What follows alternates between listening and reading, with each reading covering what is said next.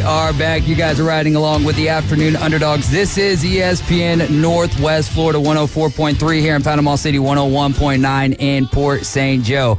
I'm David Hayes along with James Fife, and this is going to be a very fun segment. Oh, what we got there, James? Just playing around. I was hitting buttons too quick. Hey, there we go. There we go. Y'all can call or text us 850-215-6290. We've got Odie, the Witness Delaney in the house, Henry Montgomery, and Dario Griffin. They're all representing Witness Martial Arts. Man, thank you guys for joining us this afternoon. It was a lot. So I got to here's how this whole interview process panned out. So I was sitting there watching at Beat Down and Beats 2. This was 2 Saturdays ago, right? And you're in the ring, Henry. You're taking, like, I almost felt bad for the guy who you were going up against. I think his name was Lucas or something like that. And I remember just looking, like, when you guys walked out, like, oh no, this don't look like it's gonna be very long.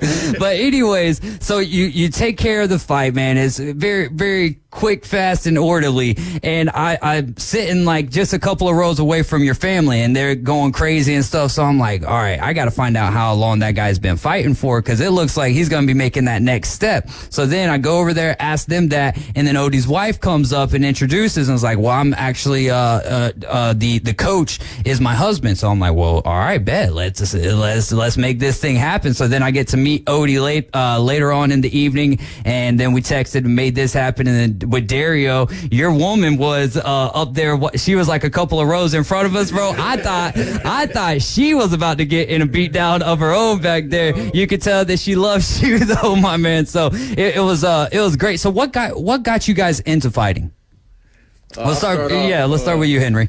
Back in 2020, I started boxing just because I needed an outlet after I got done playing football. And I had 2 boxing matches back then, and I just wanted to keep going. I felt like I was kind of boxed in boxing, but with MMA, I feel like I can really show my full athleticism. Yeah, there you go. Where'd you play football at? I played at UWF. Oh, nice. So I was part of the 202019 National Championship team. How was that? All right, so you just, like, this is just a room full of incredible people right now. So how was that, being on the 2019 National Championship time? And that was like the first time for UWF, wasn't it? Yeah, that was the first time. No, they the year before I got there, they went to the National Championship. Okay. But they got runner-up. They didn't win. Yeah. But then my junior year, we went 6-5, and then my senior year, we lost only 2 games, but it was just a season to remember. So that is dope. Dario, how'd you get into fighting? Shoot, man, I've been fighting since I was little, but not like in the gym, and I didn't want to live with the what if, so I was like, I need to go ahead and get in the gym, and then out of nowhere, I passed the gym a couple of times, like 3 times, and the 3rd time, I was like, yeah, I'm going in.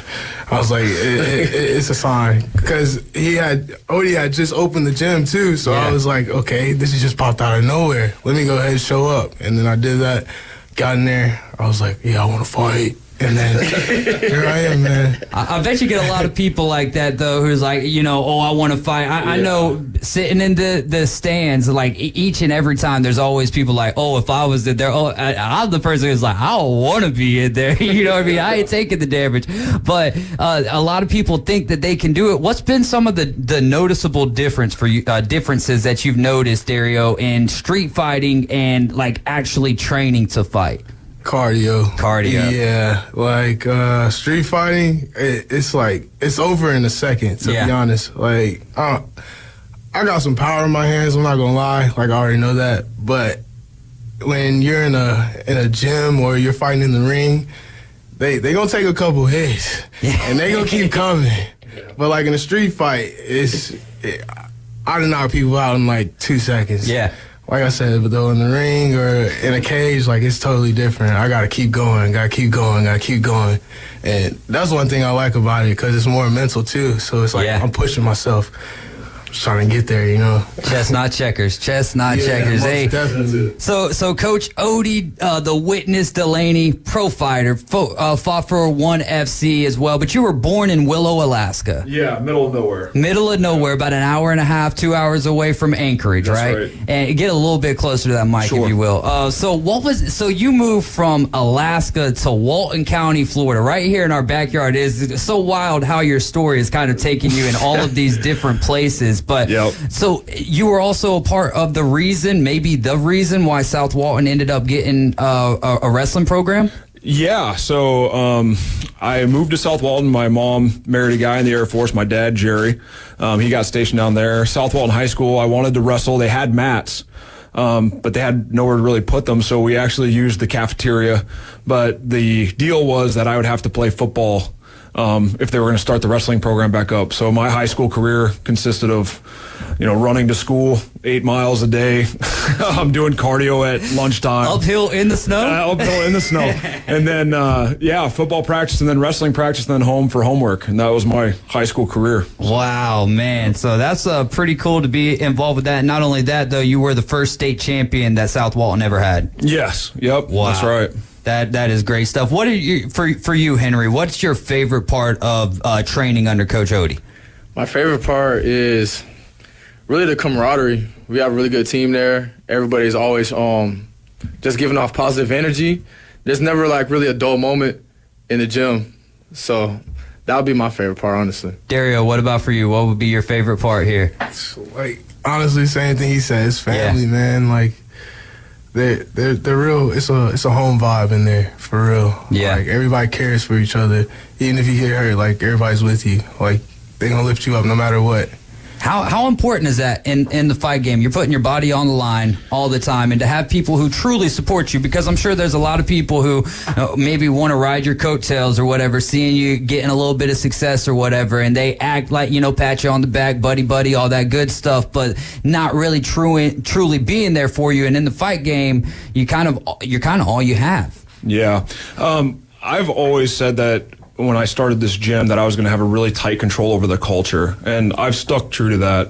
I'll turn people away. I'd rather have less money and a culture that, as they describe, because I think that's the only way to really breed huge successes. Not people that are just good, on the local level, amateur, but can then go on the bigger promotions and, start putting the Florida Panhandle on the map. I think my gym is, what it's going to take to do that. So Nice. So how far would you say, how many fighters would you say we are away from putting the Florida Panhandle on the map? Because I feel like you got two right here. I think it's going to start with close. These two. I think these are going to be the first down the pipe, and then we've got several more following right behind them. A lot of them have only been training for 8 months, but, I got lucky with these two freak athletes that walked into the gym. Yes. They've made my life easy so far, as far as everything I ask them to do, they do it and a little bit more. They're humble. They know how to listen. They're coachable. So, these two have been kind of a cakewalk for me, and I think it's just a matter of time with these two as long as they keep doing what they're doing. Humility is such a thing that I think often gets overlooked in sports and in life in general. How important is that for a sport like fighting to be teachable, to be humble? Yeah, if you're not humble, at least to some extent, people have their personas that they use to sell fights. You're right. But if you're not humble in the training room, it makes you uncoachable, and I feel like you can't really develop the skills that you need to go further.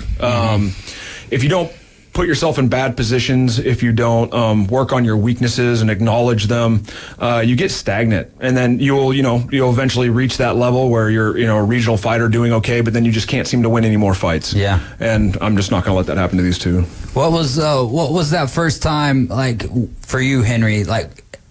Acknowledging a weakness. What was the first weakness that you kind of accepted? My grappling to start off. And that's why I came to Odie, because he's a Hall of Fame grappler, Division I wrestler. So that's why I came where I feel like I can get the best grappling. What about for you, Dario? He's like, I ain't got no weaknesses, bro. No, but honestly, I'm going to keep saying it's just my mental, for real. Because I'll put myself down, and I'll think I can't do something sometimes. But then I'm like, you're tripping, bro. You got this. You're good. Keep going. Keep going. Which is one of the reasons that you kind of got into the game of coaching, right? Is mental health, and how important is mental health to you? I hope we have time to kind of go through a little deeper into the story, but if not, I know that this is of the utmost. It's a it's a pillar of my entire ethos. Everything that I do in my life is kind of centered around that. I try to be a mentor to all these guys in the gym. Kind of help knock down some of the stigmas when it comes to mental health. We were actually just having a deep conversation on the way down here about some of the things men go through. And we definitely live in a culture that, you know, might make somebody feel weak or like they're less than if you're a man and you come forward with the fact that you're struggling. When the fact is, whenever you get to know other men, you'll find that a lot of us struggle very deeply and very personally and don't really feel like we have anywhere to go. So I try to be really open about that. And in my openness, I hope that I can get other people to kind of speak up, because that's at the end of the day what saved my life was finally swallowing my pride and realizing that the truth is you're not less of a man if you turn to somebody that you trust and just say, hey, I'm having a hard time right now. I'm in a dark place, and I don't know if I'm going to be able to make it out without some help. So yeah, I'm just going to keep on doing that, and you know, my gym's built around that. My entire life is. Yeah. Do you guys think that that's helped y'all in your walk, just as not even just as a fighter, but as a human being, and learning about Coach Odie's story and kind of maybe not comparing it to your story, but just the fact that you've got someone to kind of lean on? Yeah, it makes it like more personable, knowing that like my coach is human too, and because sometimes it feels like your coach is like you put him up on a pedestal. Yeah, you know, Odie obviously has the accolades that he has, but at the same time, he's still a person, he's still human. So it feels good going to the gym knowing that I'm just interacting with somebody like that, and somebody who's not going to really like try to put me down or hold himself up to a high standard. I mean, not hold him to a high standard, but like hold himself higher than me. Yeah. Just know that we're all equal, and we all just deserve a fair chance. And it goes right back to what Dario was saying with it being a family situation. What are some of the things that you've learned dealing with mental health in this on this road to being a fighter? Shoot, everybody goes through something. Honestly, like no matter who you are, woman, man, like it don't matter who you are. Everybody goes through something. And everybody needs somebody to push them through whatever they're going through. Yeah, that's what the gym offers too. So, and it's I don't know if it would be ironic. I'm trying to find where I'm at with this particular question, but I was doing a lot of reading on you today, and one of the things, you were one of the first responding officers to the situation that was there at in Charleston, South Carolina, the Mother Emanuel Church. You were one of the first 3 responding officers. That was June 17th, 2015. As a man of faith yourself, what was going on in your mind when you responded to that call?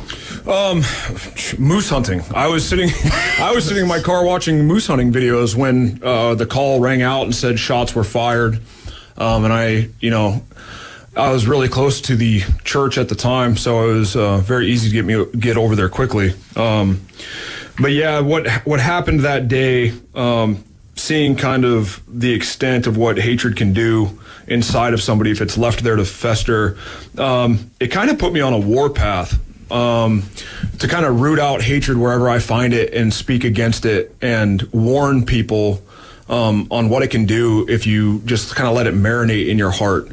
So yeah, it's not, for me, the mental health aspect of it isn't just concerning suicide. It's also concerning hatred for your fellow man. I feel like we live in a time where it's very tribal. It's like if you're a Democrat and I'm a Republican, we can't talk anymore, and I'm going to delete you on Facebook and your number's blocked. And I just don't think that's the way that we need to be going. How can you understand the other side? Yeah, whether it's color or it's social class or where you're from, where you were raised, it's like we let too much, get in between loving relationships. And ultimately, I think that's what makes us powerful as a human race. And it's being diminished every single day. So, yeah, that event really kind of put my priorities of how I'm going to spend this life into focus, and I've just been on it ever since. Yeah, and one of the things that I read about as well was the struggle after the panic attacks and all of that was settling in, the struggle of sitting there and trying to find someone to be able to talk to, because you're sitting there, you're comparing the tragedies, and it's like, well, look at what soldiers at war are dealing with. Look at what other police officers. And so what's interesting about that is I had my own little situation probably about 7 months ago, and I'm like, I wouldn't even say anything about this because, like, compared to what you have gone through, it's absolutely nothing. Then you continue to read the article, and you're like, well, that's actually the opposite, because there is no comparing of tragedies. If you've dealt with something, you've dealt with it, and you need to actually deal with it and not just press it down. Right. Yeah. Luckily, I had mentors that have been through, you know, like, you can't really play the comparison game when it comes to that kind of trauma, because I've met men who are combat veterans who have been through absolute hell and, you know, go through a lot of the same things that I go through. And, you know, maybe it didn't look the same, but almost it's like the results are the same. And what you find is, regardless of what the person's going through, if it ends in suicide or it ends in the destruction of family or fatherhood or husband, you know, being a husband, it's like, what does it really matter? You know, if you're struggling, it doesn't matter if it's because your dog died. Speak up. It's not any less valid just because it's not, you know, 9/11 all over again. It's okay to hurt over things that maybe you don't even understand why you're hurting about it. You know, I had a beta fish that died once, and it really upset me. You know, and that's okay, and I'm not ashamed to say that. And it's like, it's no big deal. And I hope that in my fighting, I can show that you can be a really bad, tough man that a lot of people have a hard time handling physically, but that you can be gentle at the same time. Yeah, we got a question from one of our listeners. His name is Johnny Yankee Seed. He says, I know these guys have to watch UFC. Is there a fighter that you learn a lot from while watching fight? We'll start with you, Henry. Like I said, I grew up playing football, so now when I watch, I just try to take bits and pieces from everybody. Yeah. Like, we were watching the UFC's probably like a month ago, and we were talking about the calf kick. So then I started trying to implement that. You know, Izzy, the way that he's like kind of like a sniper, but then Diaz, how he's like, what you say, like volume. Yeah. You know what I mean? So I just try to take all of it, because I'm not really like starstruck by any UFC fighter because I grew up wanting to be a football player. Yeah. So That's a great answer. Did you have something? Oh, no, I was just saying, like, yeah, we host the UFC fights at the gym, and we kind of turn it into like a little study session. It's like, oh, see what they're doing there? You know, that's why we train this. That's why we train that. Because when we were talking about guys, like, if you're ever sitting at a bar or like a family event and they're watching fights, they're so ignorant to what's going on. It's like, why don't you just get up? And it's like, well, it's different when you're in there, you know. Oh, yeah. So yeah, we turn those into little study sessions. Yeah. Hey, no doubt though. As far as the ignorance goes, and then people speaking on the ignorance like they know what they're talking about, that's always fun to me. Just because I know that I don't know. You know what I mean? Like, if someone were to pay me to do celebrity boxing, I'd be like, no. Like, unless you unless I'm going to go up against someone who is way smaller than me, and it might be illegal to even have that going on, then all right, maybe, and we need to wear like the big old blow up gloves, you know. But Dario, what about for you? Do you have anyone that you kind of try to take stuff from their game? So what I started off watching was Kimbo Slice. Oh yeah. So that's a good answer too. Look, when he popped that dude's eye out, I was hooked. I was like, okay, you cracking fools, okay. Now Kimbo also did some time at American Top Team, right? In Coconut Creek? Yeah, he was before my time. Okay. Unfortunately, I think he had passed, but when I had gotten down there a few years before. But yeah, he's still a legend down there. I mean, you hear his name almost every single day. You know, stories and, you know, kind of propping up his name. So yeah, he had a huge positive influence down there for sure. That is great stuff. All right, we've got one more segment left. You guys are riding along with the Afternoon Underdogs. This is ESPN Northwest Florida. We're going to take a quick timeout. We'll be right back in about 2 minutes. And we are back. This is the Afternoon Underdogs right here on ESPN Northwest Florida. Caveman Rick says Screech versus Urkel would have been a good match for a celebrity boxing match back in the day. But you guys can call or text us 850-215-6290. We've got Odie the Witness Delaney in the building with us, along with Henry Montgomery and Dario Griffin. They were just fighting over here in Panama City at the Beatdown and Beats 2 not too long ago, just 2 Saturdays ago. Are we going to be seeing you guys back here in Panama City anytime soon? What's your next fight, Henry? I think we had one scheduled for April 27th. Yep. And then potentially May 11th too. There you go. But I'm just we're trying to training. keep them busy. Stay ready, so you gotta get ready. Yeah, stay out like that. For real. On site, basically, huh? For real though. You gotta stay ready. What about for you, Dario? What you got? I'm gonna let this hand heal up. Oh, okay. Yeah, got messed up when I was slapping Buddy around. that fight was you talk about a buzzer beater, man. Like that fight was going so crazy, and it looked like he kind of had you up against the ropes, and the next thing you know, you hit 5th and 6th gear and ended up knocking him out. He was down for a few minutes after that too, bro. Like what? How did you pull that out of that rabbit out the hat? It's all them Tabatas. So all them Tabatas, man. Cardio. That's a real thing. Yeah. Did a lot of cardio, and then I was like, I still got more. Yeah. My lungs was hurting, but I was like, I can still go. I'm good. And then knock him out, and it was at 2:22. 2 minutes and 22 seconds. Oh. That numerology, that's like new beginnings, man. So that's telling me something. Y'all had 2 different beginnings at that point in time. What does 28 mean? 28 seconds. Or 38 seconds. I don't know what that 38 means. seconds. Get up out of there. Fly like a bird. Fly like a bird. He was down like a worm at that point in time. All right. What's the worst part about Coach Odie? The worst part about Coach Odie? Not about him, but about his coaching style. Oh, his coaching style. All right. Well, the worst thing about training with Coach Odie's got to be, to me, also the best thing is just like, you know, like you're going to go in there, you're going to get some work. And it's not like, it's not going to be like when it's time to go, it's time to go. Yeah. And I can't really put into words like what that really means. Yeah, they wouldn't be like, safe for radio. Yeah, like when it's time to go, it's time to go. And it sucks, but like, I fought at 185 pounds. I think of it like, okay, I'm going with a professional, undefeated heavyweight MMA fighter. So that, win, lose, or draw, I know that I got better in that session. Yeah. What about for you, Dario? What's the worst part? We do allow you to plead the 5th around here if you want to. Probably, man, training with Odie when he's wrestling us. Oh my God!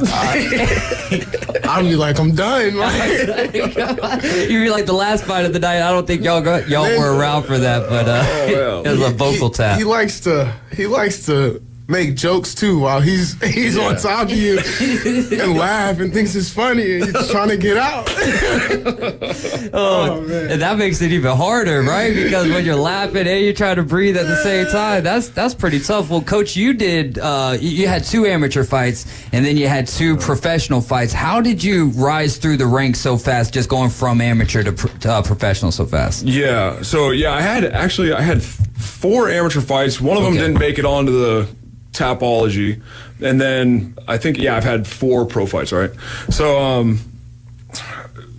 it was fast for me because I had come from Division I wrestling, and if anyone knows anything about Division I wrestling, it's hard to find opponents, especially at the regional level, because nobody wants to fight a Division I wrestler for free. So it was tough, but luckily I was able to find a couple really tough local guys and get in there and get it done. But yeah, it was a short-lived amateur career for sure. Yeah, and you worked right on into that. What was it like being able to make an appearance in the one fighting championship? Yeah, I know. I loved it. That was an experience of a lifetime. I got to go see Japan and go see Singapore. Super professional organization. I was really glad that I got to put my eyes on it because it kind of showed me, it kind of set the bar for me as far as what promotions in the United States could maybe be doing a little bit better. That's why I'm really excited about what Rob Moriarty's doing with Impact and Gladiator coming together. And I'm just really encouraged for the future there because, I mean, he's a good, trustworthy guy. And you're going to see witness fighters in there all the time fighting for that promotion. So yeah, Rob does a wonderful job. I think most of the fighters leave happy as well. And what's between some of the promotions that you have, was there a difference when you guys were fighting here at Beatdown at the Beats? I haven't fought, like I said, I had 2 boxing matches and I had fought at Island Fights, but it's been a while. honestly. And every time I fought, I've been treated pretty well. So Good stuff. Same for you, Dario. Was that your first fight? That was my first. Yeah, my. Oh, first that was fight. your first fight, Maybe, bro. yeah. Both of them. Oh, Yeah, maybe I can answer for you. Like, a lot of the promotions, you're going to see things like really bad mismatches. Yeah. You know, like you might have a fighter that, you know, there's favoritism being shown, and, you know, they get in there with a killer, and you know it's just a tomato can fight. Mm-hmm. You know, Rob, on the other hand, Impact, Gladiator, the reason I picked that is because I knew that when I told them their experience level, their athleticism, how they've been training, I knew that they were going to find opponents that could hang in. Now, to be fair, Henry's fight, yeah, he got in there, got the job done quick. It is very difficult when you have opponents that are 0-0. yeah. But I feel like, you know, it's always kind of matched up fairly, and you're never sitting there concerned for somebody like, oh my God, that person should have never been in there with that guy. And that's kind of what I respect about them. Yeah. And yeah, that's why we're going to keep on hitting it with them. Absolutely. And I'm sure if you just give the description of Henry without the visual that goes along with it, Yeah, no kidding. that's a totally different story as well. And so you were boxing and then got into the grappling with mixed martial arts, and you were a grappler, Division I wrestler for the Citadel. I mean, the accolades. We would be here for the rest of the show talking about your collegiate and high school and professional accolades as well. But yeah, so what was that like getting into fighting? And yes, you're very good at grappling, but also having to learn the stand-up game. I think it's the biggest difficulty was just mental, because you're starting at the back of the bottom of the ladder. Mm-hmm. And that can be difficult for a martial artist who has spent their entire life kind of climbing to the top, and you start to feel pretty good about yourself. You build an ego. And then once you get into a striking game and you don't have any striking, that pops. And I think the mistake that a lot of guys make is they kind of shy away from that challenge. I adopted it. I went the other way with it. I just accepted, like, you know, I have these skill sets that I feel very dominant, but for a while I'm going to be the nail, and the other guy's going to be the hammer. And I just kind of accepted that and went through it. After 2.5 years of being the nail, now all of a sudden I'm the hammer. And I kind of knew it was going to take that same progression that grappling did. And I try to explain to these guys that that's how it is. It's, you know, it's a lot of getting beat up before you're the bad guy in the room. Everyone thinks that you're just born that way, and that's just not the truth. I didn't even win. I won 2 matches the first time my first year of wrestling. Yeah. It was bad for a long time before it got good. And I try to kind of explain to them that that's the way it goes. Yeah, you got to pay your dues to an extent. Amen. Yeah. How important is a good coach to a fighter? And we'll start with you, Henry. How important is your coach to how you succeed in the octagon? I feel like you want a coach that's going to make you feel like, you know, you're on top of the world when you're in there. You want a coach that's going to make you feel like that you really can do it. Mm-hmm. Just comparing back to football, like, some coaches, it might feel like they're putting you down. Some coaches might feel like they don't really believe in you. But, like, when you got a coach in your corner that really believes in you, really pushes you, and gets the best out of you. Like, a couple months ago, me and Rio are sparring, and Odie's over there yelling at both of us, just making us go harder and harder and harder and harder. Who wants it more? Right, like, just really, it doesn't really compare when you have somebody that really cares about you.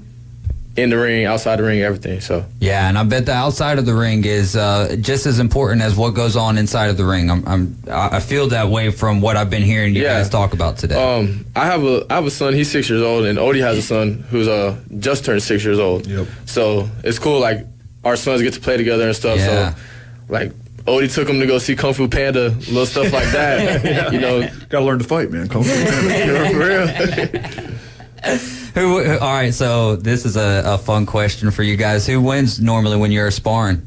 Both. There you go, then. Hey, that was the easy answer. That's the truth, though. They're great partners for each other. They both have strengths and weaknesses, but I just got too lucky having both of them in the room. And I feel like they're going to drive each other to the top, because when one gets better, the other one has to catch up. And we're just going to keep going back and forth on that until we're at the sky, you know?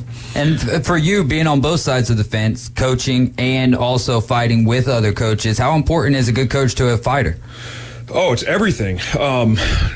Just like Henry was saying, that belief, but it's so much more than that. In this game, in this industry, there's so many misconceptions and so many different ideas that people have when they walk into the gym. Hey, I've never done anything before in my life, but if I train really hard for 8 months, can I get in the UFC? And every day I'm telling people, no, absolutely not. You're going to have to learn how to wrestle for 2 years, and then you're going to have to, at the same time be learning how to strike. You got a lot of catching up to do because a lot of people started when they could walk, like myself. So yeah, there's a lot of misconceptions. So I do feel like I kind of take the big brother role, and I'm not only teaching them how to fight, but how to navigate the industry, how to not fall into the different pitfalls, signing with greedy, predatory agents, that are going to come after your money early when they think that you're going to be, you're a prospect. Hey, sign this 3-year deal where I'm going to get 20% of everything that you make concerning fighting. And I didn't really have somebody that knew the business side of it as much, so I count these guys very lucky that I'm going to be able to kind of help navigate those waters with them. What was the culture shock like coming from Alaska to Florida as a young man? Brutal. Yeah, so I had already helped build 2 houses, worked 8-hour days stacking wood for winter. I came down and these kids were complaining that they didn't get the newest iPod or they didn't get the car for their 16th birthday. So I really couldn't relate. And I kind of hated the world for it. So luckily I found wrestling and not something else, So I buried myself in that and just kind of became an animal. I got a buddy that's from Alaska, John Wicker, and he's not a fighter by any means, but he's a forger. You know what I mean? Yeah. Like he's from Alaska, he's a fighter. Yeah, well, he don't get paid for it. He don't get paid for it. But yeah, man, running out of time here. Only got about a minute left. What's been the most rewarding part for you to be coaching? Oh, honestly, the character growth. That's easy. At the end of the day, if you're fighting for glory, you're a fool. Because when you're done with this career and this career is done with you, everyone's going to forget, even the people close to you. But the man that you have to become, or the woman that you have to become to go down this path, is where all the value lies. At the end of the day, no matter what the outcome, these guys will be 5 and 6 times the men they were when they walked into my gym. And your next pro fight is? May 18th in Alaska. May 18th in Alaska. We are out of time for today. I'm telling you guys, Dario Griffin, Henry Montgomery, watch out for them from Witness. Help me out here. Witness Martial Arts, Pensacola, Florida. I mess up the most easiest part of the whole thing. Witness Martial Arts over there in Pensacola. Odie the Witness Delaney is over there coaching and fighting. Is that the gym that you fight out of? Oh, yeah. Nice. These guys are my training partners. Oh, let's go. Hey, it's really been a pleasure, guys, talking, fighting with y'all and learning about what it is that y'all do and learning about your story, Odie, has just been something that I will remember for the rest of my life. I appreciate that. And I'll remember both of you guys' first fights that I witnessed anyways for the rest of my life. Coach James Hill Show is going to be live at 7 in the morning. No Inside Drive afternoon. Underdogs back tomorrow at 4. Just remember, Jesus loves you, so do I. Have a great day. Amen.